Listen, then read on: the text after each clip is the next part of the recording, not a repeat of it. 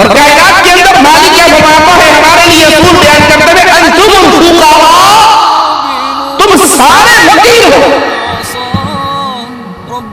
اس داتا کے، اس الہ کے، اس مشکل کشا کے، اس حاجت روا کے، اس بندہ نواز کے، اس غریب نواز کے، اس بندہ پرور کے، تم سارے بندے ہو۔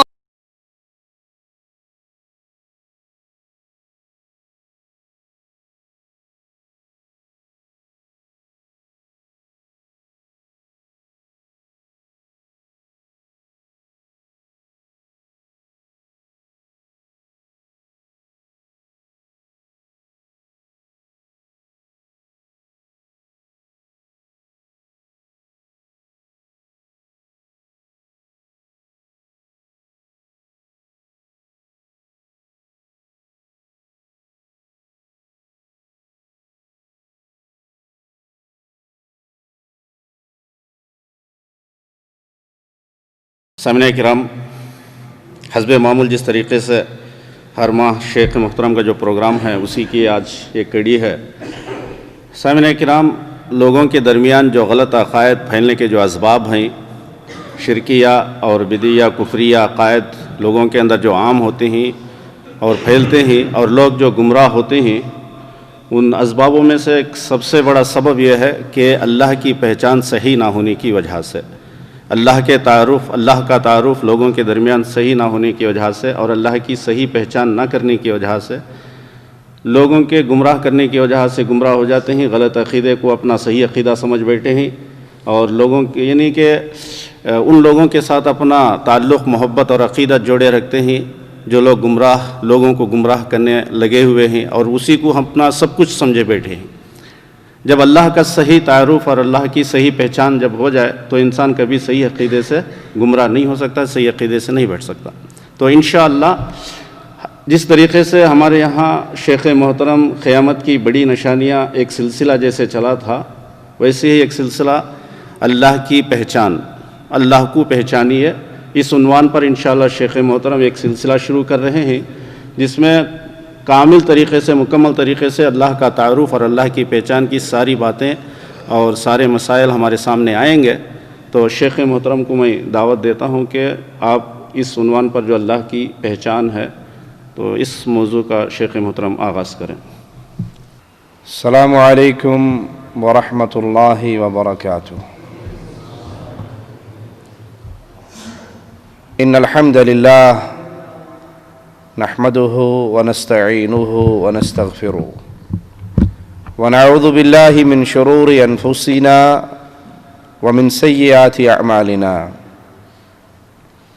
من يهده الله فلا مضل له ومن يضلل فلا هادي له، اشهد ان لا اله الا الله وحده لا شريك له واشهد ان محمدا عبده ورسوله، اما بعد، اعوذ باللہ من الشیطان الرجیم، بسم اللہ الرحمن الرحیم، یخرج الحی من المیت ویخرج المیت من الحی ویحیی الارض بعد موتها وکذالک تخرجون۔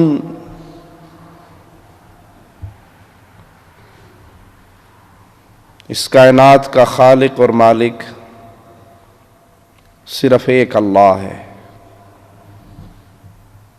انسانوں کو عدم سے وجود میں لانے والا، زمین کا فرش بچھانے والا، آسمان کی چھت تاننے والا، آسمان سے بارش برسا کے پھر زمین سے انسانوں کے لیے انگوریاں پیدا کرنے والا، وہ ایک اللہ خالق اور مالک ہے۔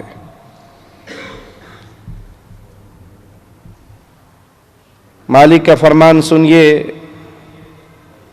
یا ایھا الناس اعبدوا ربکم الذی خلقکم والذین من قبلکم لعلکم تتقون۔ اے انسانوں، عبادت کرو اپنے رب کی جس نے تمہیں پیدا کیا. تو پیدا کرنے والا صرف اللہ ہے. تخلیق کے اس امر میں کوئی اللہ کا ساتھی اور شریک نہیں ہے. ہمیں بھی اللہ نے پیدا کیا، ہم سے پہلوں کو بھی اللہ نے پیدا کیا. انسان ہو یا جن، آسمان کی مخلوق ہو یا زمین کی مخلوق، ان سب کا خالق اللہ ہے. الذی جعل لکم الارض فراشا، وہ اللہ جس نے اس زمین کو تمہارے لیے فرش بنایا. والسماء بناء، اور آسمان کو چھت بنایا. دنیا کے اندر لوگ گھر بناتے ہیں، خیمہ لگاتے ہیں، ستون کے بغیر کوئی چھت قائم نہیں رہ سکتی. قربان جائیں اللہ خالق پر. یہ آسمان کی کتنی بڑی چھت ہے. کبھی ستون دیکھے آپ نے اس کے؟ پلر دیکھے؟ اللہ نے اپنے حکم سے اس آسمان کو کھڑا کیا ہوا ہے، اس زمین کو بچھایا ہوا ہے. وَأَنزَلَ مِنَ السَّمَاءِ مَاءً فَأَخْرَجَ بِهِ مِنَ الثَّمَرَاتِ رِزْقًا لَكُمْ. پھر آسمان سے اللہ نے بارش کو نازل کیا. وہ بارش زمین پہ گری، زمین نے اس پانی کو پیا.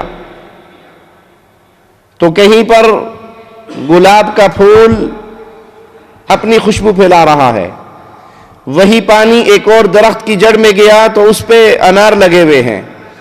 وہی پانی ایک اور بیل کے جڑوں میں پہنچا تو کریلا نکلا ہوا ہے. پانی کا ایک ہی قطرہ ہے. کہیں وہ گلاب کا پھول بن کے مہک رہا، کہیں وہ پھل بنا ہوا، کہیں پہ وہ سبزی بنی ہوئی، کہیں پہ وہ جانوروں کا چارہ بنا ہوا. پانی وہی ہے، زمین وہی ہے. یہ الگ الگ انگوریاں اس زمین سے نکل رہی دلیل ہے کہ اس زمین کو زندہ رکھنے والا، یہاں پہ بسنے والی مخلوق کو زندہ رکھنے والا ایک اللہ ہے. فَلَا تَجْعَلُوا لِلَّهِ أَنْدَادًا وَأَنْتُمْ تَعْلَمُونَ. مالک یہ دلائل دے کے سمجھاتا کیا ہے؟ اے انسانوں، تمہیں میں نے پیدا کیا، تم سے پہلوں کو میں نے پیدا کیا. آسمان کی چھت میں نے تانی، زمین کا فرش میں نے بچھایا، بارش میں نے برسائی، زمین سے تمہارے لیے، تمہارے چوپاؤں کے لیے انگوریاں میں نے پیدا کی. فَلَا تَجْعَلُوا لِلَّهِ أَنْدَادًا. یہ سب کچھ میں نے کیا تو میرا شریک کیوں بناتے ہو؟ میرے ساتھ کسی اور کو میری عبادت میں ساجی کیوں قرار دیتے ہو؟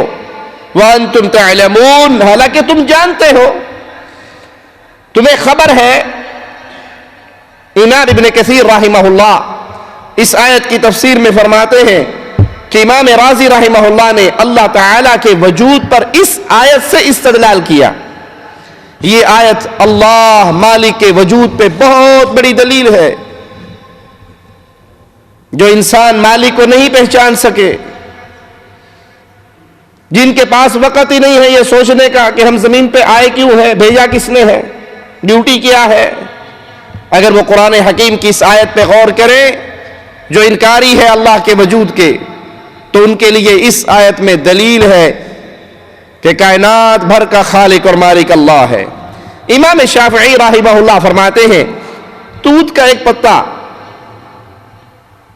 اس کو شہد کی مکھی کھائے تو شہد بن کے آئے، ریشم کا کیڑا کھائے تو ریشم پیدا کرے، گائے اور بھینس کھائے تو دودھ دے، ہرن کھائے تو خوشبو بنے. پتا ایک ہی ہے، توت کا پتا ایک ہے، کھانے والی چیزیں جانور الگ الگ ہیں اور اس سے جو رزلٹ نکل رہا ہے وہ بھی الگ ہے. کیا یہ دلیل نہیں ہے کہ اس کائنات کو پیدا بھی اللہ نے کیا ہے، اس کائنات کا خالق اور مالک اور رازق بھی اللہ ہے. امام احمد ابن حنبل رحمہ اللہ فرماتے ہیں انڈے کو دیکھو، انڈا چاروں طرف سے بند ہے اور پھر ایک خاص وقت پہ اللہ مالک اس بند کمرے کے اندر سے ایک بچہ پیدا کر دیتا ہے. وہاں ہوا نہیں ہے، آکسیجن نہیں ہے، روشنی نہیں ہے، بند انڈا ہے، اور وہ انڈا پھٹتا ہے اور چہکتا ہوا ایک چھوٹا سا معصوم سا پرندہ اس کے اندر سے نکلتا ہے. یہ دلیل ہے اللہ مالک کے وجود پر اور اللہ مالک کی توحید پر. ہر قسم کی تعریف کا مستحق بھی صرف اللہ ہے. جب وہ خالق ہے، وہ مالک ہے، وہ رازق ہے، تو کائنات میں سب سے زیادہ تعریف کا مستحق کون ہے؟ بلکہ جتنی بھی تعریف جس کی بھی کر لیں، حقیقی تعریف اللہ کی ہے. آپ کہیں گے یہ گلاب کا پھول بڑا اچھا ہے، اس کی خوشبو بہت پیاری ہے، اس کا کلر بہت پیارا ہے، تو اس کو پیدا کرنے والا کون ہے؟ اللہ. تو گلاب کے پھول کی تعریف حقیقت میں اس کے خالق کی تعریف ہے.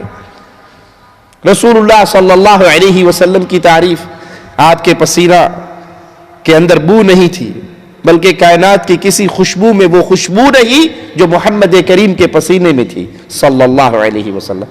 تو آپ کو پیدا کرنے والا کون ہے؟ آپ کے پسینے میں وہ خوشبو پیدا کرنے والا کون ہے؟ آپ سے بڑھ کر حسین نہ پیدا ہوا، نہ پیدا ہوگا، نہ پیدا ہو سکتا ہے قیامت تک. تو یہ حسین مکھڑا بنانے والا کون ہے؟ اللہ. کائنات میں سب سے بڑھ کر تعریفوں کا مستحق اللہ ہے، اور حقیقی تعریف صرف اسی مالک کی ہے. مالک کا فرمان سنیے، وَلَوْ أَنَّمَا فِي الْأَرْضِ مِنْ شَجَرَةٍ أَقْلَامٍ، اگر زمین کے سارے درختوں کی قلم بنا لی جائے، زمین پہ جتنے درخت ہیں تمام درختوں کی قلمیں تیار ہو جائیں.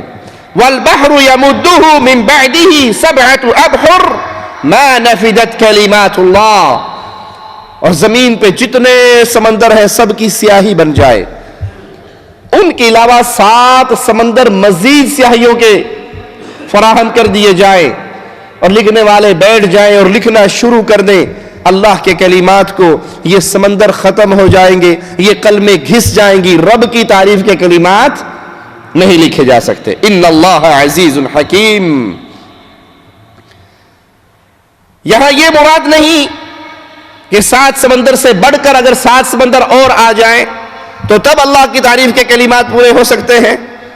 یہاں زیادہ کی مثال اس لیے دی گئی کہ اگر یہ سمندر ختم ہو جائیں اور 7 اور بھی آ جائیں تب بھی اللہ کے کلمات نہیں لکھے جا سکتے. اللہ کی تعریف اور اس سے زیادہ جو مرضی ہو جائے، مالک کی شان، مالک کا کرم، مالک کی تعریف، مالک کے کلمات اتنے زیادہ ہیں، یہ قلمیں ختم ہو جائیں گی، یہ سیاہیاں ختم ہو جائیں گی، اللہ کی تعریف کے کلمات ختم نہیں ہو سکتے. محمد کریم صلی اللہ علیہ وسلم دعا کیا کرتے تھے، اور دعا کے الفاظ میں فرماتے کیا تھے؟ لا احصی ثناء علیک، اے اللہ میں تیری تعریف ویسے نہیں کر سکتا جیسے کرنے کا حق ہے، تیری تعریف کا میں حق ادا نہیں کر سکتا. تو نے اپنی تعریف جیسے کی ہے ویسے کوئی اور نہیں کر سکتا. تیری وہی تعریف ہے جو تو نے اپنی ذات کے بارے میں خود بیان فرمائی. امام ابن کثیر رحمہ اللہ اس آیت کی تفسیر میں فرماتے ہیں کہ اس سے یہ نہ سمجھا جائے کہ 7 سمندروں سے زیادہ سمندر ہوں گے تو اللہ کی کلمات اور اللہ کی تعریف کے کلمات لکھے جائیں گے. نہیں، یہاں زیادتی کی طرف اشارہ ہے کہ کوئی شخص اللہ کی تعریف کے کلمات کو لکھ نہیں سکتا. مالک کا فرمان، الحمدللہ الذی خلق السماوات والارض وجعل الظلمات والنور، تمام تعریفیں اس اللہ کے لیے ہیں. الحمدللہ، تمام تعریفیں اس اللہ کے لیے ہیں. خلق السماوات والارض، جس نے آسمانوں کو پیدا کیا، جس نے زمین کو پیدا کیا. وجعل الظلمات والنور، جس نے اندھیرے اور روشنی کو پیدا کیا. ثم الذین کفروا بربہم یعدلون، پھر بھی کافر لوگ غیر اللہ کو اپنے رب کا برابر شریک قرار دیتے ہیں. مالک اپنی نشانیاں بیان فرما رہا ہے، اپنی تخلیق انسانوں کے سامنے رکھ رہا ہے، ان کو شرک سے بچانے کے لیے دعوت فکر دے رہا ہے کہ لوگوں غور تو کرو، آسمان کی تخلیق میں کوئی اللہ کا ساتھی، اللہ کسی کا محتاج نہیں تھا. زمین کو پیدا کرنے میں اللہ کسی کا محتاج نہیں تھا. روشنی اور اندھیروں کو پیدا کرنے میں اللہ کسی کا محتاج نہیں تھا. اس پوری کائنات کو اللہ نے پیدا کیا. یہ سارے دلائل تمہارے سامنے ہیں. پھر ثم الذین کفروا بربہم یعدلون، غیر اللہ کے پجاری یہ سارے دلائل سن کر دیکھ کر اس کے باوجود ان کی حالت کیا ہے؟ وہ اپنے بنائے ہوئے الہوں کو اللہ کی عبادت میں اس کا شریک ٹھہراتے ہیں۔ وَقُلِ الْحَمْدُ لِلَّهِ الَّذِي لَمْ يَتَّخِذْ وَلَدًا وَلَمْ يَكُنْ لَهُ شَرِيكٌ فِي الْمُلْكِ وَلَمْ يَكُنْ لَهُ وَلِيٌّ مِّنَ الذُّلِّ وَكَبِّرْهُ تَكْبِيرًا۔ وَقُلِ الْحَمْدُ لِلَّهِ، اے نبی آپ کہو الحمدللہ، ساری تعریفوں کا مستحق اللہ ہے، تمام کی تعریفیں اللہ کے لیے ہیں۔ الذی لم یتخذ ولدا، اس اللہ کی تعریفیں ہیں جس نے کسی کو اپنا بیٹا نہیں پکڑا، کوئی اس کا بیٹا نہیں ہے۔ مشرکین مکہ کہا کرتے تھے نعوذ باللہ کہ فرشتے اللہ کی بیٹیاں ہیں، جھوٹ کہتے تھے۔ عیسائیوں نے کہا عیسیٰ اللہ کے بیٹے ہیں، جھوٹ کہا۔ یہودیوں نے کہا عزیر اللہ کے بیٹے ہیں، جھوٹ کہا۔ آج کلمہ پڑھنے والے کہتے ہیں کہ محمد صلی اللہ علیہ وسلم فداہ ابی و امی، میرے آقا اللہ کے نور میں سے نور ہے، نور من نور اللہ ہے، جھوٹ کہتے ہیں۔ مالک کا کلام حقیقت حال ہمارے سامنے وعدے کر رہا ہے، الحمدللہ الذی لم یتخذ ولدا، تمام تعریفیں اس اللہ کے لیے ہیں جس نے کسی کو اپنا بیٹا نہیں بنایا، کوئی اللہ میں سے نہیں نکلا، کوئی اس کے نور کا حصہ نہیں ہے، کوئی اس کے نور کا ٹکڑا نہیں ہے۔ وَلَمْ يَكُنْ لَهُ شَرِيكٌ فِي الْمُلْكِ، اس پوری بادشاہت میں تنہا اللہ کی بادشاہت ہے، وہ شہنشاہ اعظم ہے۔ بادشاہت میں اللہ کے ساتھ کوئی ساجی نہیں، کوئی شریک نہیں، اللہ کسی کا محتاج نہیں کہ نظام چلانے کے لیے اللہ کو کسی اور کی ضرورت ہے۔ پیر و بابے مل کر، شیخ و حضرت مل کر اس دنیا کے نظام کو قائم کیے ہوئے ہیں۔ امداد اللہ مہاجر مکی اپنی کتاب شمائم امدادیہ میں لکھتے ہیں اولیاء اللہ کے بارے میں کہ اولیاء اللہ عالم کے دعالم ہیں، یعنی عالم کے ستون ہیں جن کی وجہ سے دنیا قائم ہے۔ یہ جھوٹ کا عقیدہ ہے۔ اللہ نے اس جہاں کو پیدا کیا ہے، اللہ مالک اس جہاں کو چلانے میں تنہا ہے، اس کی بادشاہت میں کوئی شریک نہیں ہے۔ اللہ کسی کا محتاج نہیں ہے کہ وہ نہ ہو تو دنیا کا نظام برباد ہو جائے گا، قطب نہ ہو تو دنیا کا نظام برباد ہو جائے گا، ابدال نہ ہو تو دنیا کا نظام برباد ہو جائے گا۔ غلط ہے۔ اللہ خالق ہے، مالک ہے، تنہا اس کائنات کا شہنشاہ اعظم ہے، کسی کا محتاج نہیں اور کوئی اس کی بادشاہت میں شریک نہیں۔ وَلَمْ يَكُنْ لَهُ وَلِيٌّ مِّنَ الذُّلِّ وَكَبِّرْهُ تَكْبِيرًا، اور نہ وہ کمزور ہے کہ اسے کسی کی حمایت کی ضرورت ہو۔ دنیا کی بادشاہتیں، حکومتیں کمزور ہیں، مخالفت ہو جائے تو حکومت ٹوٹ جاتی ہے، بادشاہت ختم ہو جاتی ہے، نیا گروہ آ جاتا ہے جو طاقتور ہو جائے، لیکن مالک کمزور نہیں ہے کہ اسے کسی کی حاجت ہو، اسے کسی کی ضرورت ہو، اور تو اس کی ٹھیک بڑائی، پوری بڑائی بیان کر۔ اس آیت میں اللہ مالک نے نبی کریم محمد الرسول اللہ صلی اللہ علیہ وسلم کو حکم دیا کہ وہ اللہ کی بڑائی بیان کرے کہ وہی ذات واحد ہر حمد و ثنا کی مستحق، ہر تعریف کے لائق، جس کی نہ کوئی اولاد ہے، جیسے بعض عربوں نے فرشتوں کو اللہ کی بیٹی کہا، یا یہود نے سیدنا عزیر علیہ السلام کو اللہ کا بیٹا کہا، یا نصارہ نے سیدنا عیسیٰ علیہ السلام کو اللہ کا بیٹا قرار دیا۔ آج آپ نے دیکھا ہوگا اکثر دنیا کے لالچ کے اندر اندھے ہو جانے والے لوگ یا دنیاوی مفادات کے تحت ایمان کا سودا کر لینے والے، وہ نصارہ کے چرچ میں جاتے ہیں اور کیک کاٹتے ہیں، کرسمس کا دن مناتے ہیں، اس پہ نان مسلمز کو، نصارہ کو ہدیے دیتے ہیں، ان کے اس پورے فنکشن کو اٹینڈ کرتے ہیں۔ کچھ مجرم تو اپنے منہاج القرآن میں ان صلیب پہنے ہوئے پادریوں کو بلا بھی لیتے ہیں۔ قائد تحریک ڈاکٹر طاہر القادری کو گلدستہ پھولوں کا پیش کر رہے ہیں۔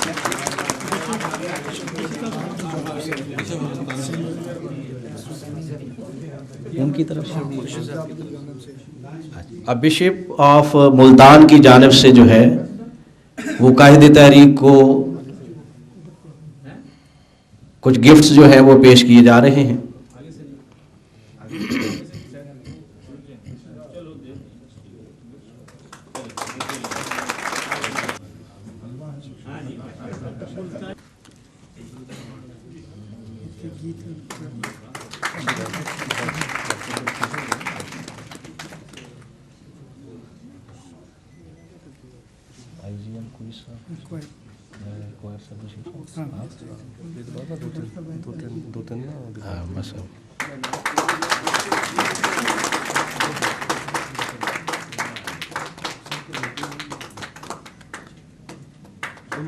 अमन की शमा रोशन हो चुकी है और शमा से शमा जल रही है।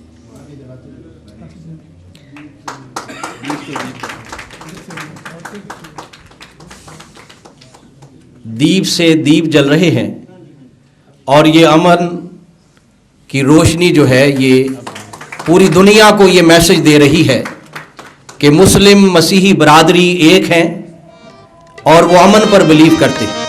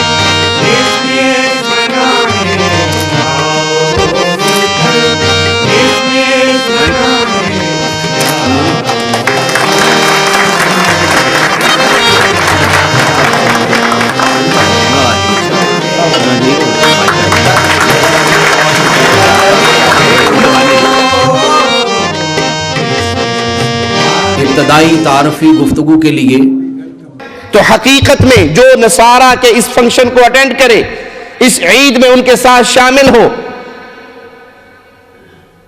वो कितना बड़ा जुर्म कर रहा है। गौर कीजिए कि क्रिसमस की मुबारकबाद दे के वो नसारा के इस अकीदे को तस्लीम करता है कि ईसा अल्लाह के बेटे हैं। तआला अल्लाह अम्मा यक़ूलून। और अल्लाह का कोई बेटा लम यत्तखिज़ वलदा।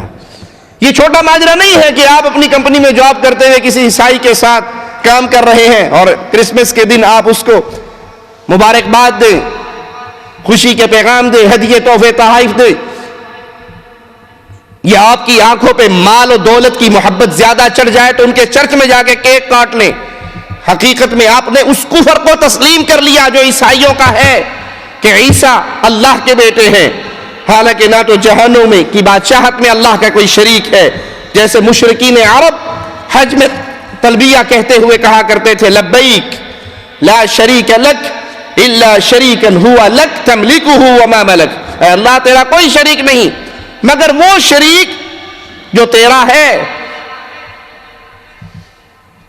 अपने बनाए हुए महबूदों को, अपने बनाए हुए बुतों को वो अल्लाह का साथी और साजी इबादत में शरीक बनाया करते थे और तलबिया कहा करते तेरा कोई शरीक नहीं। लेकिन हाँ, ये जो छोटे छोटे हैं इन सब का भी मालिक तू है, इनको तूने अपना शरीक बनाया हुआ है। अल्लाह का कोई शरीक नहीं, उसकी हुकूमत में, उसकी बादशाहत में, उसकी इबादत में वो तने तन्हा है। अल्हम्दुलिल्लाहिल्लज़ी लहू मा फिस समावाति व मा फिल अर्द व लहुल हम्दु फिल आखिरह व हुवल हकीमुल खबीर।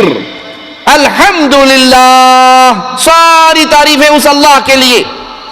अल्लज़ी लहू मा फिस समावाति व मा फिल अर्द, उसके लिए है आसमान में जो कुछ है और जमीन में जो कुछ है। जमीन और आसमान के जर्रे जर्रे का मालिक तन्हा अल्लाह है। जब कुरान हकीम की ये आयत हमें दरस दे रही है कि जमीन और आसमान की हर चीज का मालिक अल्लाह है, तो जब इंसान को किसी चीज की जरूरत पड़े किससे मांगनी चाहिए? जिसके हाथ में सब कुछ है, जो हर चीज का मालिक है। कभी देखा आपने किसी, अल्लाह के लिए आला मिसाल समझाने के लिए अर्ज करता हूं, किसी फकीर को देखा? चौराहे पर फुकरा मांगने वाले खड़े रहते हैं। आपने कभी देखा कोई एक फकीर दूसरे फकीर के सामने के 2 रुपए दे दे, 1 रियाल दे दे? कभी फकीर ने फकीर से मांगा? लैंड क्लोजर आकर रुकेगी, कामरी आकर रुकेगी, गाड़ी आकर रुकेगी, तभी फकीर भागेगा ना उससे मांगने के लिए। क्यों? انہیں پتا یہ بھی فقیر ہے میں بھی فقیر ہوں, اس سے کیا مانگوں گا. اندھے کے آگے روئے اپنے دیدے کھوئے, وہ حال ہے. اس سے کیا ملے گا, یہ تو خود فقیر ہے. وہ جو آیا ہے اس کی جیب میں 4 پیسے ہیں, چلو دونوں جا کے اس سے مانگتے ہیں. اور کائنات کے اندر مالک کیا فرماتا ہے ہمارے لیے اصول بیان کرتے ہوئے, انتم الفقراء, تم سارے فقیر ہو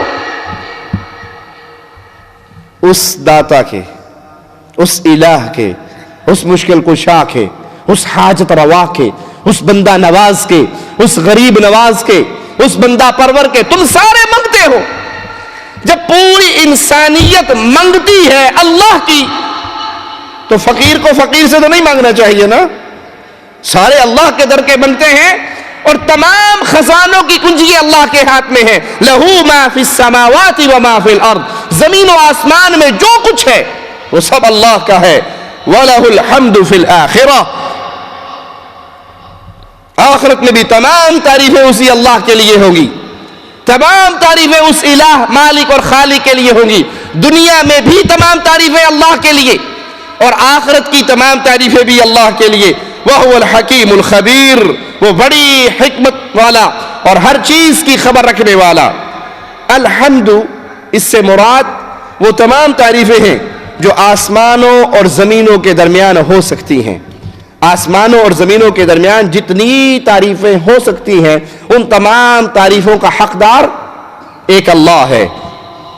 سب تعریفوں کا حقدار صرف اللہ ہے جو آسمان اور زمین اور ان میں پائی جانے والی ہر چیز کا مالک ہے. ہر چیز کے خزانے اللہ کے پاس ہیں, اولاد کے خزانے, رزق کے خزانے, علم کے خزانے, ہر چیز کے خزانے اللہ کے پاس ہیں. اور ہم سارے مانگتے ہیں تو ان منگتوں کو چاہیے اپنے جیسے فقیروں کے در پہ نہ گرے, بلکہ جو حقیقی خالق و مالک و رازق ہے, خزانوں کا مالک ہے, جو حقیقی گنج بخش ہے, اس سے آ کے سوال کرے. جو مر کے قبروں میں دفن ہو گئے وہ گنج بخش نہیں, ان کے تو اپنے یتیم ہو گئے, ان کی بیوییں بیوہ ہو گئی, ان کے مال وراثت میں بٹ گئے, تقسیم ہو گئے, ان کے پلے میں کچھ نہیں, وہ مانگتے ہیں. گنج بخش نہیں ہے, گنج بخش صرف اللہ ہے. اور جس طرح دنیا کی زندگی میں صرف وہ مالک تمام تعریفوں کا حقدار ہے, قیامت کی زندگی میں بھی, آخرت کی زندگی میں بھی, اس دنیا کے اختتام کے بعد جو زندگی آنے والی ہے اس میں بھی تمام تعریفوں کا حقدار صرف اللہ ہے.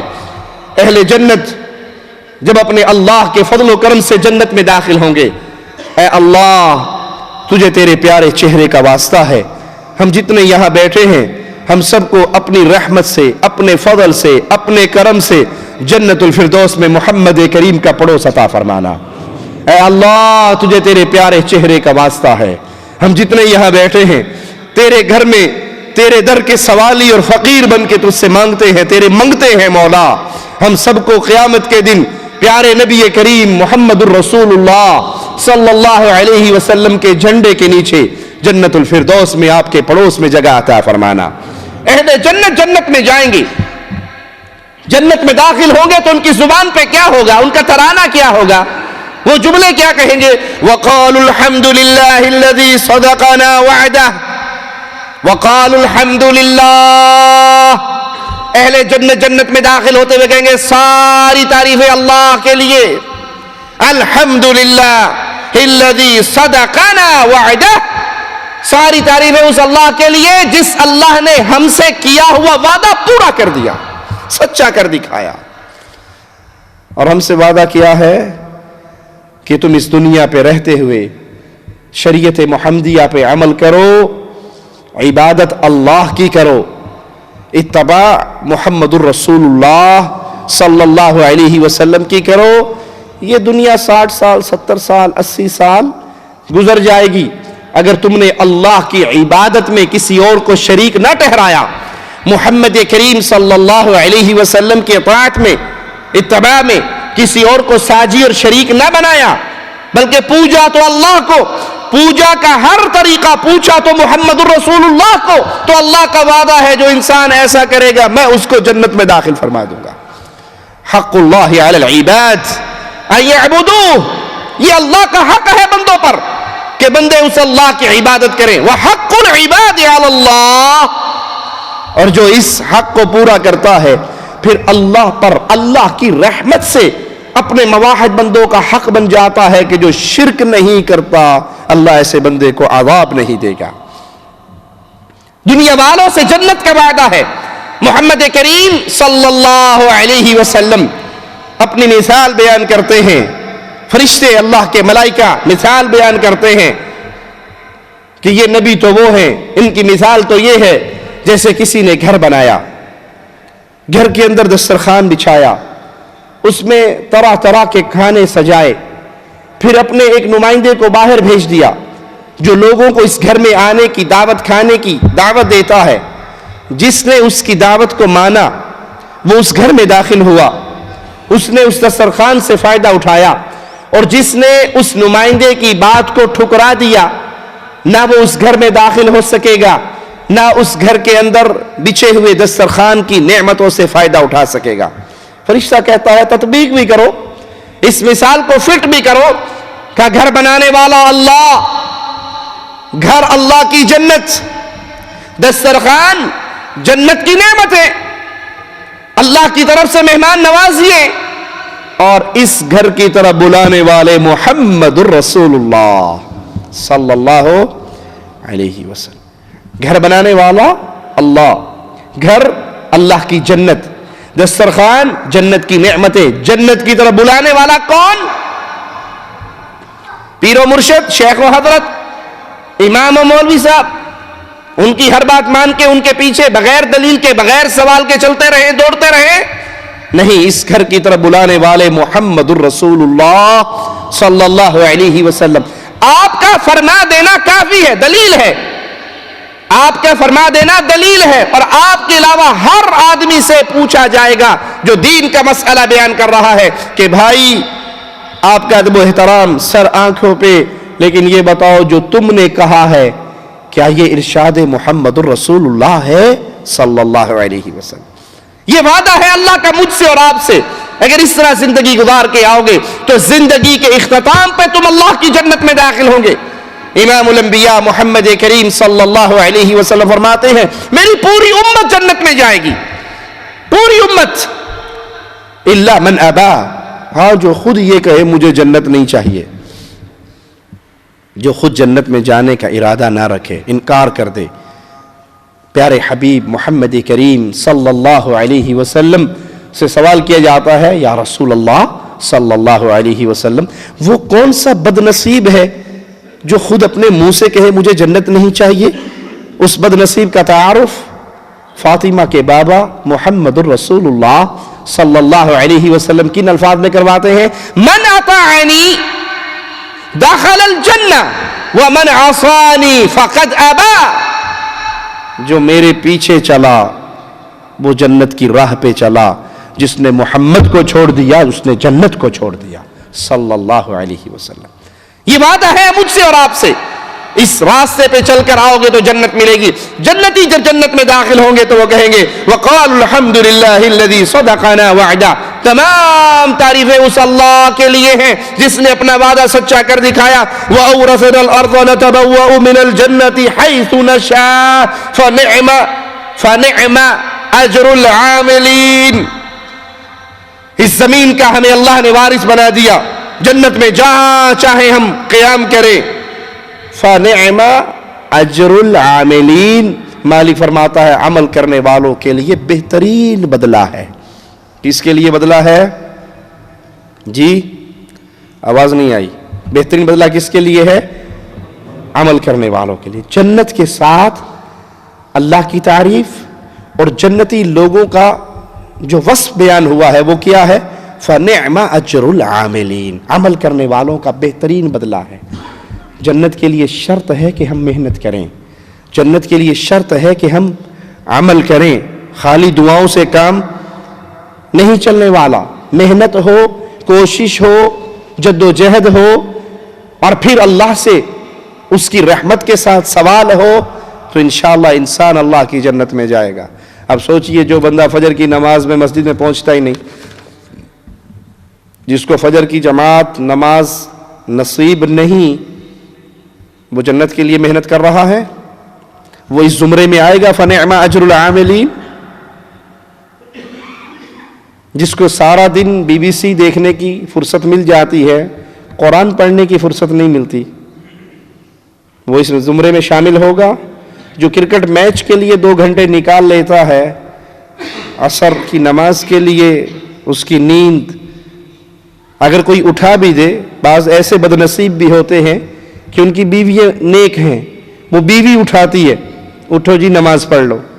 کسی گھر میں تو میاں بیوی کی لڑائی ہوتی ہے، یہ کھانا نہیں بناتی، یہ میرے آگے زبان چلاتی ہے، یہ بچوں کا خیال نہیں کرتی، جو معقول باتیں گھروں میں اختلاف کا باعث بنتی ہیں۔ ہم کچھ ایسے گھروں کو بھی جانتے ہیں جس میں اختلاف اور لڑائی اس وجہ سے ہوتا ہے کہ بیگم صاحبہ میں نماز دے ٹائم تے اٹھا دیندی ہے، وڈی مولوانی ٹک دینی کتے، میرے سونے کا ٹائم ہوتا ہے، کہتے اٹھو جی نماز پڑھو۔ تو کیا وہ جنت میں جانے والوں کی لائن کے اندر لگا ہوا ہے، اس محنت میں شامل ہے؟ پیارے حبیب محمد کریم صلی اللہ علیہ وسلم ایک میاں بیوی کا ذکر کر رہے، اور معاف کرنا یہ ذکر فرائض کے اوپر نہیں ہے، فجر کی نماز پہ نہیں ہے، ظہر کی نماز پہ نہیں ہے۔ کتنے وہ بد نصیب ہیں جو مستقل ظہر کی نماز کے تارک ہیں، رات کو ڈیوٹی ہوتی ہے، اب فجر پڑھ کے سوتے ہیں تو عصر پہ جا کے آنکھ کھلتی ہے، عصر بھی گئی ظہر بھی گئی، 5 بجے اٹھے، آنکھیں بلتے ہوئے، ان کا دن 5 بجے شروع ہوتا ہے۔ اللہ نے دن بنایا ہے کمائی کے لیے، رات بنائی ہے آرام کے لیے، وہ رات کو دن کا مقام دیتے ہیں، دن کو رات کا مقام، ساری رات جاگتے ہیں۔ پرندوں میں ایک پرندہ ہے نا جو رات کو جاگتا ہے، کیا نام ہے اس کا؟ وہ رات کو ہی جاگتا ہے، اس کو دن کو نظر نہیں آتا، وہ سورج کی روشنی دیکھ کے اندھا ہو جاتا ہے بیچارہ۔ اور یہاں بھی اسی جانور کے انسانوں نے اپنا طریقہ اپنا لیا، رات کو 3 بجے فون کرو گے تو پہلی بیل پہ اٹھا لیں گے، السلام علیکم خیریت سے ہیں، اور دن میں 12 بجے بھی فون، 11 بجے کرو، نیندر دے ٹائم تو تنگ کرتا رہنا یار، تینوں پتہ نہیں سون دا ٹائم ہے۔ انا للہ و انا الیہ راجعون۔ پیارے نبی فرماتے ہیں ایک عورت اپنے خامن کو اٹھاتی ہے تہجد کی نماز کے لیے، اور وہ اٹھنے میں سستی کرتا ہے تو یہ پانی تھوڑا لے کے اس کے منہ پہ چھینٹے مارتی ہے کہ اٹھو نماز پڑھ لیں۔ یا بیوی سوئی ہوئی ہے تو نیک خامد اٹھتا ہے تہجد کے لیے، اپنی بیگم کو اٹھاتا ہے، وہ نہیں اٹھتی تو پانی کے چھینٹے اس کے چہرے پہ مارتے ہیں۔ یا فرض نماز کا ذکر نہیں، اب تو گھروں کی لڑائی کے اسباب یہ بن چکے ہیں کہ یہ ظہر پہ ہمیں اٹھاتی ہے، یہ نماز کے لیے ہمیں اٹھاتی ہے، اور ہم جب اٹھیں گے دیکھیں گے پھر ساری اکٹھی پڑھ لیں گے، ابھی تو سونے کا ٹائم ہے، سونے دیجئے۔ اور یہاں مسلمان میاں بیوی کا ذکر ہو رہا جو ایک دوسرے کو اٹھانے کے لیے کتنے حریص ہیں کہ پانی کے چھینٹے مارتے ہیں۔ اللہ ایسے گھر والوں سے راضی ہو جاتا ہے۔ جنت میں جانے کے لیے مالک نے اہل جنت کو جو آخر میں خوشخبری سنائی، فَنِعْمَ أَجْرُ الْعَامِلِينَ، یہ بہترین بدلہ ہے عمل کرنے والوں کا۔ فَنِعْمَ أَجْرُ النَّائِمِينَ نہیں کہا یہ بہترین بدلہ ہے سونے والوں کا، لاعبین نہیں کہا کہ یہ بہترین بدلہ ہے کھیلنے والوں کا، عاملین کہا۔ اس جنت کے لیے عمل ضروری ہے۔ کچھ لوگ سمجھتے ہیں جی آپ نے کہا تھا کہ وہ حدیث میں آیا ہے جو شرک نہیں کرتا وہ ضرور اللہ کی جنت میں جائے گا۔ دیکھو ہم شرک تو نہیں کرتے، کبھی قبروں پہ سجدہ نہیں کیا، کبھی غیر اللہ کی عبادت نہیں کی، کبھی غیر اللہ کو نہیں پوجا، ہم تو اللہ کی توحید کو ماننے والے۔ نماز دعا کرو، دعا نماز دی اللہ توفیق دے، شرک کبھی نہیں کیتا، یہ کنفرم بات ہے۔ بھائی آپ مستقل نماز کے تارک ہیں، ایک کافر میں اور عام میں کیا فرق ہے؟ آپ سے تو وہ منافق اچھے ہیں جو کم از کم نماز پڑھتے تھے، اگرچہ وہ دکھلانے کے لیے پڑھتے تھے، پڑھتے تو تھے۔ منافق لوگوں کو دکھلانے کے لیے مسجد میں آیا کرتے تھے کہ کم از کم کسی کو شک نہ پڑ جائے کہ ہم منافق ہیں۔ اگر وہی وہ نماز اللہ کے لیے پڑھنے آتے تو وہ منافقین کی لسٹ میں شامل، وہ لوگوں کو دکھلانے کے لیے آتے۔ اور آج کے دور کے کلمہ پڑھنے والے کس طرح گمراہی کے شکار ہو گئے کہ وہ اللہ کے لیے بھی مسجد میں نماز کے لیے نہیں آتے۔ عمل کیجئے، اعمال صالح کو اپنائیے، اگر آپ کا ارادہ ہے، اگر آپ کی خواہش ہے کہ اللہ ہمیں جنت میں داخل کرے، عمل کریں اور پھر اس کی قبولیت کے لیے اپنے اللہ سے سوال کریں۔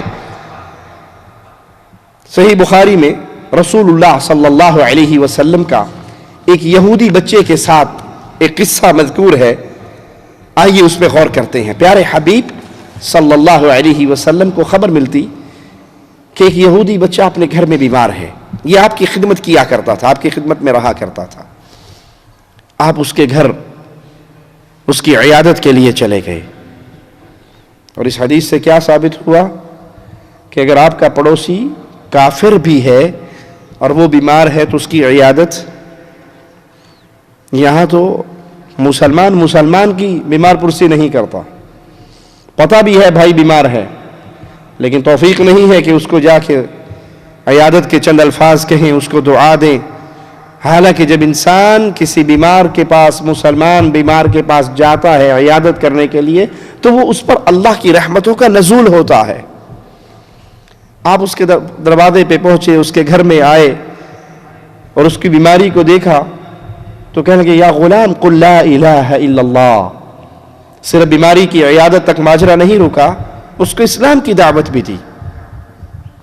یہ حدیث ہمیں سبق دیتی ہے کہ ہم کہیں جائیں تو ان کو اسلام کی دعوت دیں، اگر وہ مسلمان ہیں اور ان کے اندر کچھ برائیاں نظر آئیں تو پیار اور محبت سے، درد کے ساتھ ان کی اصلاح کی کوشش کریں۔ پیارے نبی فرماتے ہیں یا غلام قل لا الہ الا اللہ، اے بیٹے لا الہ الا اللہ اس کا اقرار کر لو۔ وہ بیماری کی حالت میں اپنے باپ کو دیکھتا ہے تو باپ کہتا ہے کہہ دے جو ابو القاسم نے کہا ہے۔ یہودی جانتے تو تھے کہ محمد الرسول اللہ صلی اللہ علیہ وسلم سچے نبی ہیں، یہودیوں کو علم ہے اس بات کا، صرف عداوت، حسد اور بغض کی وجہ سے آپ کی نبوت کو تسلیم نہیں کرتے، وگرنہ وہ آپ کو ایسے جانتے تھے جیسے اپنی اولاد کو جانتے ہیں، آپ کی حقانیت کو، آپ کی صداقت کو۔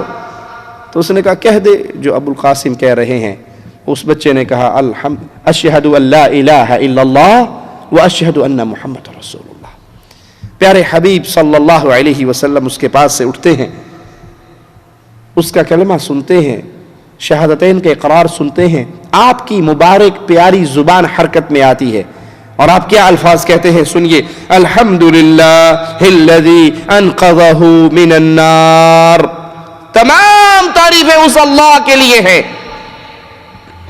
جس اللہ نے اس کو جہنم کی آگ سے محفوظ کر دیا، بچا لیا۔ اور ایک روایت میں ہے تمام تعریفیں اس اللہ کے لیے ہیں جس اللہ نے میرے ذریعے اس کو جہنم کی آگ سے بچا لیا۔ تو تعریفوں کا مستحق اللہ ہے، اس جہاں کے اندر بھی اور اگلے جہاں میں بھی تمام تعریفیں اس کا حقدار اللہ مالک ہے۔ ابو داؤد میں پیارے نبی محمد کریم صلی اللہ علیہ وسلم کا یہ فرمان موجود ہے، آپ اپنی امت کو درس دے رہے ہیں کہ تم میں سے اگر کوئی کپڑا پہنے، لباس پہنے، تو اس لباس پہنتے وقت الفاظ کیا کہے، الحمدللہ الذی کسانی ھذا ورزقنیہ من غیر حول منی ولا قوہ۔ تمام تعریفیں اس اللہ کے لیے جس اللہ نے مجھے یہ عطا کیا، یہ کپڑا مجھے پہنایا، اور میری کسی ذاتی قوت اور طاقت کے بغیر اللہ نے مجھے عطا کیا۔ ہمارے پاس جو کچھ بھی ہے وہ کس کا دیا ہوا ہے؟ جب ماں کے پیٹ سے آئے تھے ہمارے ساتھ کچھ تھا؟ جسم پہ چترے تھے؟ خالی ہاتھ؟ جب اس جہاں کو چھوڑ کر جائیں گے تو کیا ہوگا؟ خالی ہاتھ۔ تو یہ جو کچھ عطا کیا گیا، اس دنیا میں جو کچھ ملا ہے وہ کس نے دیا ہے؟ اللہ مالک نے۔ تو جو کچھ اللہ نے دیا ہے اس دیے ہوئے کا شکر ادا کرنا چاہیے یا نہیں؟ اور اس کا شکر کیا ہے کہ اللہ نے جس کا جو حق رکھا ہے وہ اس حقدار کو دے دیا جائے۔ زمیندار اگر ہوں اور زمینیں ہوں تو اپنی بیٹیوں کو، اپنی بہنوں کو حق دیتے ہیں؟ کیا کہتے ہیں؟ ساڑھی زمین ہو لے جائے گا۔ جب آپ ماں کے پیٹ سے آئے تھے تو آپ کی زمین تھی، 2 مربع ساتھ لے کر آئے تھے، 10 کنال آپ کی تھی اس وقت؟ کتنی زمین تھی؟ فقیر تھے آپ، خالی ہاتھ تھے، کچھ بھی نہیں تھا۔ تو یہ کس نے دیا سارا کچھ؟ اللہ نے۔ پھر یہ کیوں کہتے ہو کہ ہماری زمین وہ لے جائے گا؟ بھائی یہ زمین آپ کو اللہ نے دی، یہ مال آپ کو اللہ نے دیا، یہ تجارت کے ذریعے جو کچھ آپ کو ملا اس کا عطا کرنے والا مالک ہے۔ اب اللہ نے اس میں جس کا حق رکھا ہے، وہ بیوہ ماں کا حق ہو، وہ بچیوں کا حق ہو، وہ عورتوں کا حق ہو، وہ یتیموں کا حق ہو، وہ تمام حقوق رکھنے والا بھی اللہ ہے۔ تو اس کا شکر یہ ہے اللہ کے کیے ہوئے عطا کیے ہوئے مال کا کہ اس میں سے اللہ نے جس جس کا جو حق رکھا ہے وہ اس کو دے دیا جائے۔ صحیح بخاری میں پیارے حبیب محمد کریم صلی اللہ علیہ وسلم کی معراج کی رات کا ایک واقعہ مذکور ہے۔ پیارے نبی علیہ الصلوۃ والسلام کے سامنے شراب اور دودھ، یہ دو چیزیں پیش کی گئی معراج کی رات۔ نبی کریم صلی اللہ علیہ وسلم نے دودھ اٹھا لیا اور دودھ پی لیا۔ جبرائیل علیہ الصلوۃ والسلام یہ منظر دیکھتے ہیں اور ان کی زبان سے جملہ کیا نکلتا ہے، سنیے، الحمدللہ الذی ہداک للفطرہ، تمام تعریفوں کا حقدار وہ اللہ ہے جس نے آپ کی رہنمائی کی فطرت سلیم کی طرف، فطرت کی طرف۔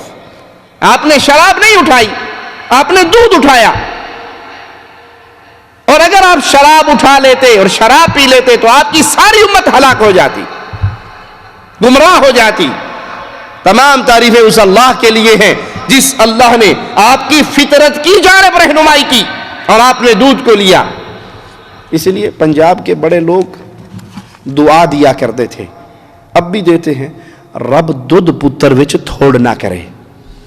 ایک دودھ میں اللہ کمی نہ کرے، تمہارے گھر میں دودھ رہے، اور ایک بیٹوں میں اللہ کمی نہ کرے، اللہ دودھ بھی عطا فرمائے اور بیٹے بھی عطا فرمائے۔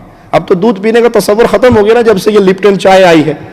وہ دیہات کے اندر چائے بنا لو۔ آپ کو دودھ کے حوالے سے ایک عجیب بات بتاؤں، ہر چیز کے کھانے اور پینے پر شریعت اسلامیہ نے ہمیں کیا درس دیا ہے؟ وہ کھانا کھائیں، وہ پانی پئیں، وہ پھل کھائیں، جو مرضی دنیا کی چیز کھا لیں، کیا کہیں؟ الحمدللہ۔ کیا کہیں جی؟ الحمدللہ۔ دودھ پینے کی دعا کسی کو یاد ہے؟ جب دودھ پیے تو پھر کیا دعا پڑھے؟ لگتا ہے ساری حیدرآباد دینے، دودھ کوئی نہیں پیتا، سب چائے پینے والے ہیں ہیں؟ کیا دعا ہے جی؟ آواز آئی تھی یہ کبھی؟ اللہم بارک لنا فی وزدنا منہ، اللہم بارک لنا فی، اللہ جتنا دودھ پیا ہے اس پہ برکت عطا فرما، وزدنا منہ، اور بھی پلا۔ دودھ پینے کے بعد نہیں ہے کہ الحمدللہ اللہ کا شکر ہے پیٹ بھر گیا الحمدللہ، اللہ کی تعریفیں ہر وقت ہر موقع پر ہیں، لیکن یہاں پہ شریعت کیا درس دے رہی ہے؟ دودھ پینے کے بعد کو اللہم بارک لنا فی، اللہ اس کے اندر ہمارے لیے برکت پیدا فرما، وزدنا منہ، اور بھی چاہیے، ایک گلاس سے کام نہیں چلے گا، ایک کلو سے کام نہیں چلے گا، اللہ اور بھی اپنی رحمت سے عطا فرما۔ تو پیارے حبیب محمد کریم صلی اللہ علیہ وسلم معراج کی رات دودھ کا جام لیتے ہیں اور پی لیتے ہیں، تو جبرائیل علیہ السلام فرماتے ہیں الحمدللہ، تمام تعریفیں اس اللہ کے لیے ہیں جس اللہ نے آپ کی رہنمائی کی فطرت کی طرف۔ صحیح مسلم میں پیارے حبیب محمد کریم صلی اللہ علیہ وسلم کا فرمان موجود ہے کہ جب سب سے ادنا جنتی، سب سے ادنا جنتی جنت میں داخل ہوگا تو جنت کی حوروں میں سے اس کی دو بیویاں اس کے پاس آئیں گی۔ سب سے ادنا جنتی جنت میں جائے گا تو جنت میں اس کی کتنی بیویاں آئیں گی؟ دو بیویاں۔ اور جس نے یہاں دنیا میں دو بیویاں نہیں کی اس کو تجربہ رہے گا وہاں ان دو سے کیسے ڈیل کرنی ہے۔ تو بھائی یہاں 2 کرو 3 کرو 4 کرو تاکہ وہاں بھی آپ جنتی مخلوق ہو، جنت کے اندر بھی 2 مل رہی ہیں، تو یہاں ایک کے ساتھ ہی ساری عمر گزر گئی تو خیر نصیب کی بات ہے۔ جنتی جنت میں جائے گا تو جنت کی 2 بیوییں حوریں اس کے پاس آئیں گی اور اس کے پاس آ کر کہیں گی کیا؟ الحمدللہ الذی احیاک لنا واحیانا لک، تمام تعریفیں اس اللہ کے لیے ہیں جس اللہ نے تجھے ہمارے لیے زندہ کیا اور ہمیں تیرے لیے زندہ کیا۔ اللہ نے تجھے ہمارے لیے اور ہمیں تیرے لیے زندگی بخشی، اس اللہ کے لیے تمام تعریفیں ہیں۔ اللہ کے ملائکہ، اللہ کے فرشتے ہر وقت اللہ کی حمد و ثنا اور اللہ کی پاکی بیان کرتے ہیں۔ مالک کا فرمان سنیے، ان الذین عند ربک لا یستکبرون عن عبادتہ ویسبحونہ ولہ یسجدون، یقیناً جو تیرے رب کے نزدیک ہیں وہ اس کی عبادت سے تکبر نہیں کرتے۔ جو اللہ کے قریب ہے، اللہ کے نزدیک ہے، یعنی اللہ کے ملائکہ، وہ اللہ کی عبادت سے تکبر نہیں کرتے۔ इंसान तो तकब्बुर करता है ना, जो फजर की नमाज पे मस्जिद में नहीं आता, कि वो तकब्बुर नहीं कर रहा? जो अपनी पेशानी, अपनी नाक को जमीन पर रख के सुबहान रब्बियल आला का तराना नहीं पढ़ता, वो तकब्बुर नहीं कर रहा? जिस अल्लाह ने उसको पैदा किया है, जिस अल्लाह ने उसको जिंदगी दी है, जिस अल्लाह ने उसको सेहत दी है, जिस अल्लाह ने उसको माल दिया है, जिस अल्लाह ने कायनात का हर खजाना दिया है, वो अपना सर उस अल्लाह के सामने जमीन पर रख के उसका शुक्रिया अदा नहीं करता, तो ये तकब्बुर नहीं है तो और क्या है? अल्लाह के मलाइका हालांकि इंसानों से बहुत बड़े, उनकी कुव्वतें बहुत ज्यादा अल्लाह ने जो उन्हें अता फरमाई, उसके बावजूद वो अल्लाह की इबादत करते हुए तकब्बुर नहीं करते। वो युसब्बिहूनहु, वो उस अल्लाह की तस्बीह बयान करते हैं, वलहु यसजुदून, और वो उस अल्लाह के लिए सजदा रेज रहते हैं। ये सजदा बड़ी अजीम चीज है जिसको अल्लाह नसीब फरमा दे। एक सजदा न करने की बिना पर इब्लीस मलऊन शैतान करार पाया। कितने सजदे इनकार किए थे उसने जी? एक सजदा।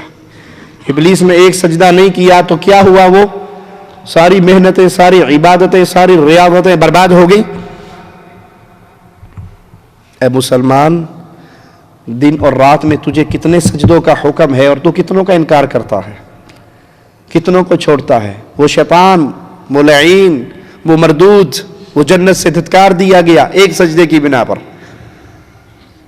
और हम मुसलमान होते हुए हम में से कितने वो लोग हैं, उसने जिंदगी में एक सजदे का इनकार किया तो मरदूद हो गया, और यहां 40-40 साल, 50-50 साल जिंदगी गुजार बैठे, अल्लाह के सामने सजदा करने की तौफीक नसीब नहीं है। फरिश्तों का हाल मालिक बयान फरमाता है, जो अल्लाह के पास हैं, अल्लाह के नजदीक हैं, वो अल्लाह की इबादत से तकब्बुर नहीं करते। अल्लाह के मलाइका कुछ रुकू की हालत में है, अल्लाह के कुछ मलाइका सजदे की हालत में है, वो तस्बीह पर लगे हुए अल्लाह की तस्बीहें बयान करते हैं और अल्लाह के लिए सजदा रेज रहते हैं। ये कलमा पढ़ने वाला है, इसको अल्लाह के सामने सजदा करना मुश्किल लगता है, कब्रों पे सजदा करना आसान लगता है, पीरों को सजदा करना आसान लगता है, दरगाहों पे अपने जैसे यतीम, मिस्कीन, फकीर आदमी के सामने सर झुकाना आसान लगता है, लेकिन एक खालिक के सामने झुकना मुश्किल लगता है। और याद कर लीजिए, जो सच्चे दिल के सामने, सच्चे दिल के साथ एक अल्लाह के सामने सजदा रेज हो जाता है, उसे कायनात में कहीं और सर झुकाने की जरूरत। जो एक अल्लाह के सामने इखलास के साथ अकीदा तौहीद को समझ के अपने नाक और पेशानी को खाक पे रख देता है, अब उसे कायनात में किसी के सामने सर झुकाने की जरूरत नहीं। और जो अल्लाह के सामने नहीं झुकता, वो दर दर पे झुकता है। वो कभी सबज झंडे के सामने झुकता है और कभी घोड़ों के सामने झुकता है, कभी पत्थरों पे झुकता है, कभी सनम पे झुकता है, वो कभी कब्र पे झुकता है, कभी अपने जैसे मजबूर इंसान के सामने झुकता है। जो एक अल्लाह की इबादत का इनकारी होता है, फिर अल्लाह उसको दर दर पे जलील करता है। अल्लाह के लिए आला मिसाल समझाने के लिए अर्ज करता हूं। दो औरतें हैं, एक औरत निकाह करके किसी एक खाविंद के बिस्तर पे आ जाती है, उसके सामने सर झुका लेती है, उसकी बीवी बन जाती है, उसके हुक्मों को मानने के लिए तैयार हो जाती है। और एक औरत वो है जो निकाह से इनकार कर देती है और कोठे पे बैठ जाती है। कौन सी इज्जत वाली है? जो एक के सामने झुक गई, जिसने एक की फरमाबरदारी इख्तियार कर ली, उसी के लिए इज्जत है ना। उसने जितने हुक्म मानने, एक के ही मानने, और जिसने कहा मैं शादी के बंधन में क्यों बनूं, ये बड़ा चौधरी है, मैं कोई कम हूं, मैं क्यों मानूं इसकी। जिसने एक की मानने से इनकार की, उसको रोज किसी नई की माननी पड़ती है। जो एक अल्लाह के दर पे आ जाता है, उसको अपना खालिक, मालिक, राज़िक, मुश्किल कुशा और हाजत रवा समझता है, उसके सामने सजदा रेज होके अपनी सारे दिल की बातें बयान करके उसके सामने अपनी दरखास्तें बयान करता है, उसे किसी और दर पे झुकने की जरूरत। उसके दिल में ईमान फिर कैसे होता है? अल्लाह का वली है, बैतुल्लाह में बैठा है, रब के सामने हाथ उठे हुए हैं, आंखों से आंसू मोतियों की तरह गिर रहे हैं। वक्त का खलीफा भी पीछे बैठा ये मंजर देख रहा है। उससे कहता है मांग, क्या मांगता है?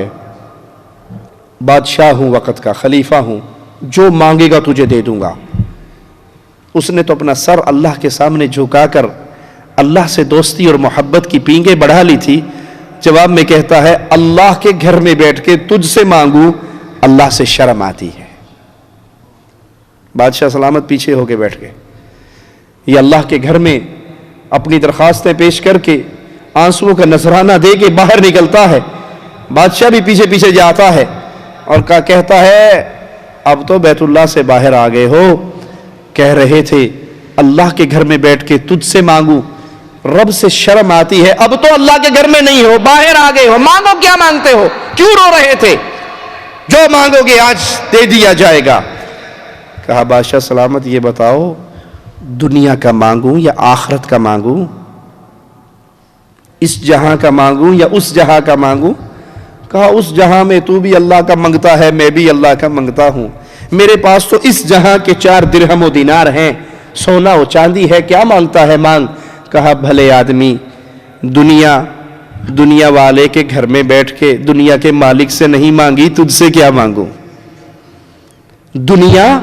दुनिया वाले के घर में बैठकर दुनिया के मालिक से नहीं मांगी, तुझसे क्या मांगू?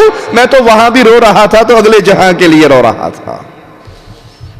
जो अपने सर को एक अल्लाह के सामने झुका देता है, उसके दिल में फिर अल्लाह की मोहब्बत, अल्लाह की इज्जत, अल्लाह का एहतराम कैसे जन्म लेता है? बकरियों का चरवाहा जंगल में बकरियां चरा रहा है। सवाल करने वाले करते हैं उसके ईमान को चेक करने के लिए, कहते हैं एक बकरी बेच दे, मुझे दे दे, पैसे ले ले। वो बकरियों का चरवाहा है, मिंबर और मेहराब का वारिस नहीं है, बकरियों का चरवाहा है। कोई शेखुल हदीस नहीं है, कोई अल्लामातुद दहर नहीं है, बकरियों का चरवाहा है। लेकिन सर सजदे में रख के अपने रब को राजी कर चुका है। दिल के अंदर रब की मोहब्बत का समंदर जोश मार रहा है। साहिल कहता है एक बकरी मुझे दे दे। जवाब में कहता है कि मैं गुलाम हूं, बकरियां मेरी नहीं हैं, आका की हैं, मैं तो चराने की ड्यूटी अदा कर रहा हूं। कहा तेरे बादशाह, तेरे मालिक को क्या पता लगेगा, और अगर पता लग भी जाए उससे कहना भेड़िया उठा के ले गया था। एक बकरी कम होगी, तेरा मालिक पहचानेगा, पूछेगा तो जवाब में कहना भेड़िया ले गया था। और जंगल में भेड़िए बकरियां उठा ही लेते हैं, कोई झूठ तो नहीं, कोई अनहोनी बात तो नहीं। वो बकरियों का चरवाहा ईमान से लबरेज एक जुमला सुनाता है, ऐ अल्लाह इस जुमले की हलावत सबसे पहले कहने वाले को नसीब फरमा, फिर हर सुनने वाले के रूह और दिल के अंदर ये जुमला ऐसे जिंदा कर दे कि हर गुनाह के मौके पर यह जुमला उसे याद आए। ये सुन करके अपने मालिक से कहना एक बकरी भेड़िया उठाकर ले गया। वो साइल को कहते हैं वमाज़ा अक़ूलु लिल्लाह, अपने इस आका का तो मुंह बंद कर दूंगा ये कहकर कि भेड़िया ले गया था। जब क़यामत के दिन अल्लाह के दरबार में खड़ा होऊंगा, रब को क्या जवाब दूंगा? जो अपने सर को सजदे में रख के अल्लाह को राज़ी कर लेता है, उसके दिल से किसी और के राज़ी और नाराज होने के जज्बात निकल जाते हैं। उसकी एक ही सोच होती है कि अल्लाह राज़ी हो जाए, खालिक और मालिक राज़ी हो जाए। तो अल्लाह के मलाइका अल्लाह की इबादत करते हुए तकब्बुर नहीं करते, सजदा रेज़ रहते हैं, सुब्हान रब्बियल आला के तराने को पढ़ते रहते हैं, अल्लाह की तस्बीहात बयान करते हैं। रसूलुल्लाह सल्लल्लाहु अलैहि वसल्लम से साहिल सवाल करता है सबसे अफजल कलाम कौन सा है, और ये रिवायत सही मुस्लिम में है। तो आप सल्लल्लाहु अलैहि वसल्लम ने फरमाया मस्तफ़ल्लाहु लिमलाइकतिही औ लिइबादिही, यकीनन अल्लाह ताला ने जो अपने फरिश्तों या अपने बंदों के लिए चुना वो कलाम सबसे अफजल कलाम है। छोटा सा एक लफ्ज है, छोटा सा एक जुमला है, जरा गौर से सुनिएगा। और वो क्या है? सुब्हानल्लाहि व बिहम्दिही, सुबहान अल्लाहि व बिहम्दिही। अल्लाह ताला पाक है अपनी हम्द व तारीफ के साथ।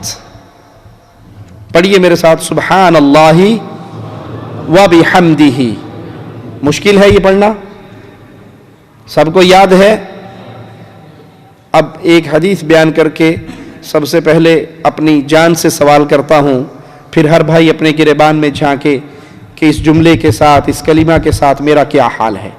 रसूलुल्लाह सल्लल्लाहु अलैहि वसल्लम फरमाते हैं, जो शख्स रोजाना 100 मरतबा सुबहानल्लाहि व बिहम्दिही पढ़ लेता है, दोहराऊं, जो शख्स रोजाना 100 मरतबा सुबहानल्लाहि व बिहम्दिही पढ़ लेता है, अल्लाह उसके सारे गुनाहों को माफ कर देता है, अगरचे उसके गुनाह समंदर की झाग के बराबर क्यों ना हो। सोचिए, दिन में कितनी मरतबा ये तस्बीह मेरी जुबान पे रहती है, कितनी मरतबा इंडियन गाने गाता हूं, कितनी मरतबा गजलें पढ़ता हूं, कितनी मरतबा झूठी मोहब्बत के इश्की अशार पढ़ता हूं, कितनी मरतबा अपना वक़्त दुनिया की फजूल बातों में ज़ाया करता हूं। बल्कि माजरा तो इससे बढ़कर है। आज तो गाली गलोच हमारी जुबान पे एक आसान सी बात हो गई है। जितनी किसी से मोहब्बत, दोस्ती, जो झूठ का पलंदा है सारा, ज्यादा होगी, उतनी गाली देने में उसके साथ आसानी रहेगी। वो उसको गाली दे रहा है, वो उसको गाली दे रहा है, सलाम अलैकुम के बजाय वो गाली दे के पूछा, तेरी फलां को का, तेरी फलां को। कोई कहे भाई ये क्या, और जी कोई नहीं, हमारी दोस्ती है, चलता है, चलता है, होता कोई मुश्किल नहीं, ये मुसलमान है। अब ये छोटा सा जुमला सुबहान अल्लाहि व बिहम्दिही, अफजल तरीन कलाम, इसको रसूलुल्लाह सल्लल्लाहु अलैहि वसल्लम ने बयान फरमाया। अफजल कलाम कौन सा है? जो अल्लाह ने अपने मलाइका और अपने बंदों के लिए चुना, सुबहान अल्लाहि व बिहम्दिही। और जो दिन में इसको 100 मरतबा पढ़ लेता है, अल्लाह उसके गुनाहों को माफ कर देता है, अगरचे उसके गुनाह समंदर की झाग के बराबर क्यों ना हो। अल्लाह के मलाइका अल्लाह की हम्द व सना बयान करते हैं। मालिक का फरमान सुनिए, व तरल मलाइकता हाफीन मिन हौलिल अर्श युसब्बिहून बिहम्दि रब्बिहिम व क़ुदिय बैनहुम बिल हक़ व क़ील अल्हम्दुलिल्लाहि रब्बिल आलमीन। आप फरिश्तों को अर्श के चारों तरफ घेरा डाले हुए देखेंगे, वो अपने रब की हम्द व सना और पाकी बयान कर रहे होंगे। मलाइका अल्लाह की हम्द व सना और पाकी बयान करेंगे, और लोगों के दरमियान हक और इंसाफ के साथ फैसला कर दिया जाएगा, और हर तरफ यही कहा जाएगा, अल्हम्दुलिल्लाह रब्बिल आलमीन। तमाम तारीफें हैं उस अल्लाह के लिए जो जहानों का पालने वाला है। जहानों का पालने वाला कौन है? जहानों का खालिक कौन है? मालिक कौन है? राज़िक कौन है? पालनहार कौन है? गंज बख्श कौन है? गरीब नवाज कौन है? बंदा नवाज कौन है? बंदा परवर कौन है? पूरी कायनात का पालनहार सिर्फ एक अल्लाह है। अल्लाह के अलावा कोई गंज बख्श नहीं, अल्लाह के अलावा कोई गरीब नवाज व बंदा परवर नहीं। सारे बंदे मंगते हैं, इन सब मंगतों का दाता अल्लाह है। सारे बंदे सवाली हैं, इन सवालियों को अता करने वाला अल्लाह है। सारे मंगते हाथ फैलाकर, झोलिए फैलाकर फकीर है, इन फकीरों को अता करने वाला अल्लाह है। जब कुरान और हदीस के दलाइल से यह बात साबित हुई कि खालिक अल्लाह है, मालिक अल्लाह है, तारीफों का हकदार अल्लाह है, तो कितना ही जालिम है वो इंसान जो अल्लाह की तारीफें करने की बजाय अल्लाह मालिक को छोड़कर अपने जैसे मजबूर इंसानों की दहलीज पे गिरता है, अपने जैसे मजबूर इंसानों के सामने सजदा रेज होता है, अपने जैसे मजबूर इंसानों को मुश्किल कुशा और हाजत रवा समझता है। लोगों, कायनात में जितने अंबिया आए, कायनात में जितने अल्लाह के औलिया आए, अंबिया के जितने असहाब आए, वो तमाम के तमाम अल्लाह की तारीफ किया करते थे, अल्लाह के सवाली बनते थे, अल्लाह से मांगते थे, अल्लाह के दर पे झुकते थे, अल्लाह के सामने फरियादें रखते थे, अल्लाह के सामने हाजात पेश करते थे।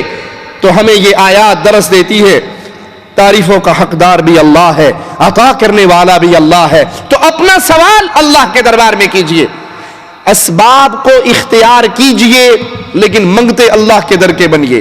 مثال سے سمجھاؤں, آپ کے سر میں درد ہے, شریعت آپ کو منع نہیں کرتی کہ آپ پیناڈول استعمال کریں, گولی لیں, لیکن گولی کھاتے ہوئے آپ کے اندر سے آپ کی روح آواز لگائے کہ اللہ یہ گولی کھا رہا ہوں, شفا اس میں نہیں ہے, شفا تیرے ہاتھ میں ہے. یہ سبب ہے, یہ سبب ہے جس کو اختیار کرنے کا ہمیں تیرے حبیب نے حکم دیا ہے. ہم اسباب تو اختیار کرتے ہیں, لیکن ہزار گولیاں کھا لوں, اگر تو نے شفا نہیں دینی تو گولیوں میں شفا نہیں ہے. تمام تعریفیں تیرے ہاتھ میں, تمام کنٹرول تیرے ہاتھ میں ہے. جب وہ اللہ تعریفوں کا حقدار ہے تو پھر یاد کر لیں اگلا سبق کہ معبود برحق بھی صرف اللہ ہے, عبادت کے لائق بھی صرف اللہ ہے. اللہ کے علاوہ کوئی ایسی ہستی نہیں جس کی عبادت کی جائے اور وہ معبود برحق ہو. اللہ نے توفیق دی تو انشاءاللہ اگلی ملاقات میں قرآن و حدیث کے دلائل سے ہم اس بات کو واضح کریں گے کہ عبادت کا حقدار معبود برحق کون ہے.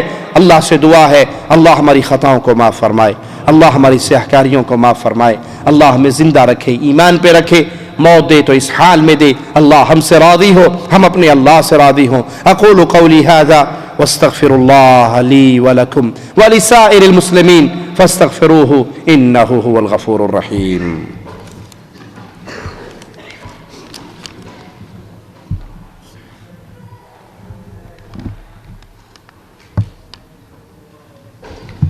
ایک بھائی نے سوال کیا ہے کہ قرآن حکیم میں مشرک کے ساتھ نکاح کرنے سے منع کیا گیا ہے. اس صورت میں کیا ایک مواحد کا بریلوی عورت کے ساتھ یا ایک مواحدہ کا مشرک مرد کے ساتھ نکاح کیا جا سکتا ہے؟ قرآن و حدیث میں مشرک کے ساتھ نکاح حرام قرار دیا گیا ہے. کسی مومن کا مشرکہ سے, کسی مومنہ کا مشرک سے نکاح نہیں ہو سکتا. تو جو شخص قبروں پہ سجدے کرتا ہے, قبروں کا طواف کرتا ہے, غیر اللہ کی نظر و نیاز دیتا ہے, غیر اللہ کو پکارتا ہے, یا علی مدد کے نعرے لگاتا ہے, اللہ کے سوالیوں کو داتا اور گنج بخش سمجھتا ہے, وہ شرک اکبر کر رہا ہے. اور مشرک کے ساتھ کسی مومن کا, وہ مرد ہو یا عورت, نکاح نہیں ہے. اگر علم نہیں تھا اور نکاح ہو گیا, اب میاں بیوی میں سے ایک فریق مواحد ہے اور ایک فریق مشرک ہے, ایک یا اللہ مدد کہنے والا, ایک یا فرید مدد کہنے والا, ایک اللہ کو پکارنے والا, ایک خواجہ غلام فرید کو پکارنے والا, ایک اللہ کے لیے سجدہ ریز ہونے والا اور ایک لال شاہ کی قبر پہ سجدہ ریز ہونے والا. تو لازم ہے کہ ان دونوں کے درمیان علیحدگی ہو. مومنہ عورت مشرک کے نکاح میں نہیں رہ سکتی, مومنہ عورت مشرک کے نکاح میں نہیں رہ سکتی. مومن مرد حالت شرک پہ رہنے والی عورت کو بطور بیوی اپنے گھر نہیں رکھ سکتا. سمجھائیے پیار سے, محبت سے, دلائل سے اس کے سامنے واضح کریے توحید کے مسئلے کو, اللہ کی وحدانیت کے عقیدے کو, غیر اللہ کی عبادت کے حرام ہونے کے ماجرے کو اوپن کریں محبت اور پیار اور دلائل کی روشنی میں. لیکن جب حجت تمام ہو جائے اور خامن لا موجودہ الا اللہ کی ضربے مارنے سے باز نہ آئے تو مومنہ عورت پہ فرض ہے کہ وہ ایسے مشرک مرد سے خلا لے, الگ ہو جائے. اگر وہ طلاق نہیں دیتا تو اس کا حق مہر اسے لوٹا کر قاضی کے سامنے کیس کرے کہ یہ شرک کرتا ہے, میں لوگوں سے زکوٰۃ لے کر اپنا پیٹ پال سکتی ہوں, کسی مشرک کے نکاح میں نہیں رہ سکتی. جی نہیں, جو نکاح ہو گیا جب علم نہیں تھا, جب شعور نہیں تھا, ٹھیک ہے, وہ نکاح ختم ہو جائے گا, اسے ختم کروایا جائے گا. مشرک کے ساتھ مومن نکاح میں نہیں رہ سکتے. قاضی کے پاس باقاعدہ کیس کیا جائے کہ یہ مشرک ہے, میں مومن ہوں, یہ بیت اللہ کا طواف کرنے والا اور یہ لال شہباز قلندر کی درگاہ کا طواف کرنے والا, زمین آسمان کا فرق ہے. مشرک اور مواحد میاں بیوی کے رشتے کے ساتھ جڑ کے نہیں رہ سکتے. مومن کا نکاح مومن کے ساتھ. اور یہاں پر میں خصوصی طور پہ ان والدین سے مخاطب ہوں جو اپنی بیٹی اور اپنے بیٹوں کا رشتہ تلاش کرتے ہوئے صرف ان کے سامنے دنیا ہوتی ہے کہ یہ ڈاکٹر ہے, یہ انجینئر ہے, یہ پروفیسر ہے, یہ مالدار ہے, یہ کار کوٹھی بنگلے والا ہے. اللہ کی قسم کسی فقیر مواحد کو اپنی بیٹی دے دو, کسی لینڈ لارڈ مشرک کو اپنی بیٹی نہ دو. آپ یہ سمجھو گے کہ کسی فقیر مواحد کو بیٹی دے کر میں نے بیٹی کو برباد کر دیا ہے؟ نہیں. 60 سالہ زندگی ہے نا, اوکھے سوکھے نکل جائے گی, گزر جائے گی. لیکن اگر اپنی بیٹی کو آپ نے دنیا کی رنگینی میں ڈوب کر کسی مشرک کو دیا, کسی بدعتی کو دیا, کسی بے نماز کو دیا, تو ہو سکتا ہے آپ کا یہ گناہ قیامت کے دن ہمیشہ کی زندگی کو برباد کرنے کے لیے آپ کے لیے کافی رہے. بیٹیاں گھر بیٹھی بیٹھی کنواری بوڑھی ہو کے مر جائیں, بیٹیاں گھر بیٹھی بیٹھی کنواری بوڑھی ہو کے مر جائیں, برداشت کر لو, صبر کر لو اس ماجرے پر, کوئی بات نہیں. لیکن اپنی کسی مومنہ موحدہ بیٹی کو کسی مشرک کے نکاح میں نہ دو.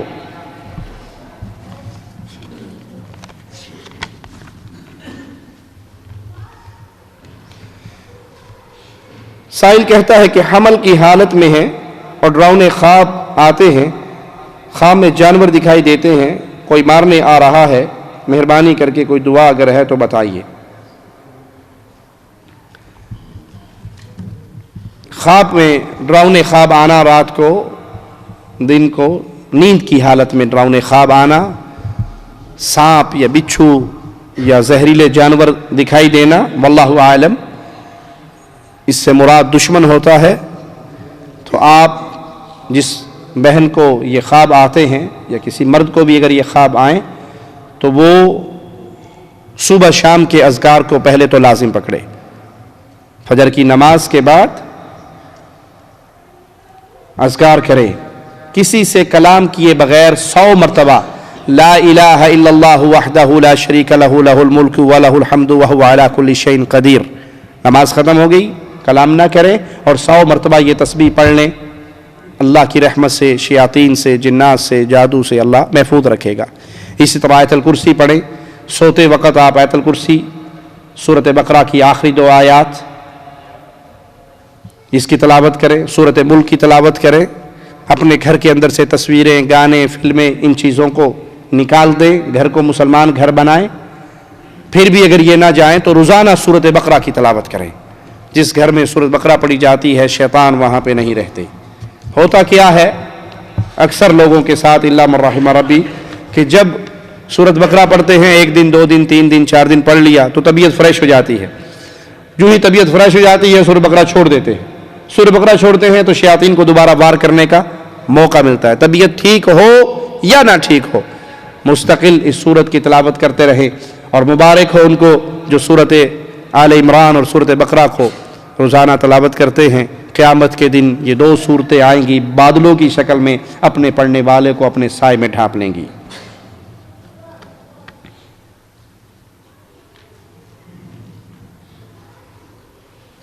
کوئی انسان بستر مرگ پہ ہو, سکرات الموت میں مبتلا ہو چکا ہو تو اس وقت کیا پڑھنا چاہیے؟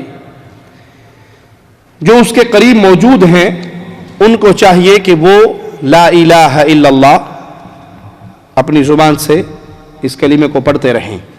اس کو نہ کہیں کہ تو بھی پڑھ, اس کو نہ کہیں کہ تو بھی پڑھ.